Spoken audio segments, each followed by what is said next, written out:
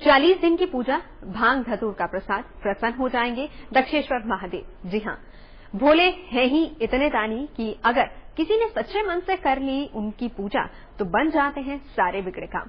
खास तौर पर दक्षेश्वर महादेव कभी नहीं लौटाते भक्तों को खाली हाथ।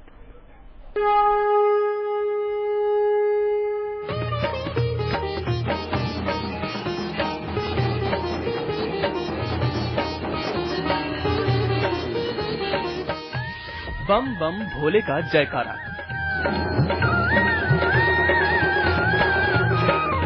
भांग संग धतूरे का चढ़ावा। पार्वती सदा विराजत कैलासी, हो जाएंगे गंगाधर पल भर में प्रसन्न। धरत ध्यान सुर सुख राशि, कर देंगे पूरी 40 दिन में हर इच्छा।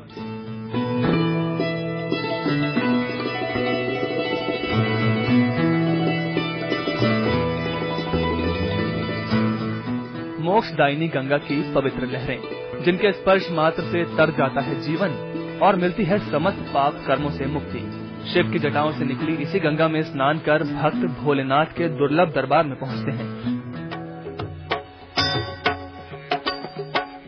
ओम नमः शिवाय, ओम नमः शिवाय। ये वो दरबार है जहां महादेव ने एक राजा के अहंकार को चूर चूर कर दिया था। बाद में उन्हीं भोले भंडारी ने कृपा रूप में न सिर्फ उस राजा को बल्कि उसके नाम तक को अपना लिया और बन बैठे दक्षेश्वर महादेव। ओम नमः शिवाय। दक्षेश्वर महादेव मंदिर में 5 बजे से ही शुरू हो जाती है औघड़ दानी की आराधना। गंगा के पवित्र जल से शिवलिंग का अभिषेक किया जाता है और फिर भक्त चढ़ाते हैं अपनी भक्ति और आस्था के फूल। कहते हैं दक्षेश्वर महादेव का पंचामृत से अभिषेक कर भांग, धतूरा, बेलपत्र और पीले फूल चढ़ाए जाएं तो 40 दिन के अंदर भगवान अपने भक्त की हर मनोकामना पूरी कर देते हैं। ओम नमः शिवाय, ओम नमः शिवाय। शिव का जो यहाँ स्वरूप है वो स्वयंभू शिवलिंग माना जाता है। स्वयंभू शिवलिंग बिना भगवान शिव की चेतना के, उनकी आशीर्वाद के स्वतः ही प्रकट होता है। राजा दक्ष क्योंकि भगवान शिव के भक्त हुए और अपने भक्त की कामनाओं की पूर्ति के लिए भगवान ने अपने स्वरूप को इसमें स्थित किया, इसलिए ऐसा माना जाता है कि भगवान ने स्वयं ही इस शिवलिंग की स्थापना की।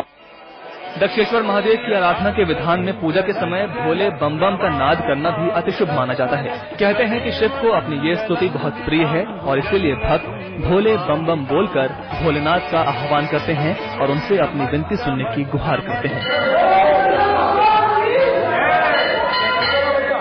दक्ष ने जो है बम बम कहकर जो है भगवान शंकर की स्तुति की। इस तब से भगवान शंकर को यह नाम विशेष प्रिय है, इसलिए बोले बम बम बम बोलते हैं। वो उत्पत्ति इसी कनखन नगरी की है। इसके बाद जो है आप देखें कि जो है जब भगवान शंकर ने यहाँ पर जो है उसको वरदान दिया और कहा कि 1 मास तक, श्रावण मास के अंदर मैं इसी दक्ष मंदिर के ऊपर यहीं पर निवास करूंगा तथा भक्तों की समस्त मनोकामनाएं को पूर्ण करूंगा। तब से भगवान शंकर जो है पूरे श्रावण मास में यहीं पर विद्यमान रहते हैं, कहीं नहीं जाते हैं। मान्यता है कि सावन के महीने में शिव यही निवास करते हैं। यही वजह है कि इस दौरान यहाँ भक्तों की भारी भीड़ जुटती है और जो सावन में नहीं आ पाते वो शिव के प्रिय सोमवार को यहाँ आकर पूजा अभिषेक करते हैं। कहते हैं शंकर के इस धाम में पूरे विधि विधान से किए गए रुद्राभिषेक का फल तुरंत मिल जाता है। मगर हाँ, भोलेनाथ तक पहुँचने वाली हर मनोकामना उनके प्रिय वाहन नंदी के कान में जरूर कहनी। आज तक ब्यूरो।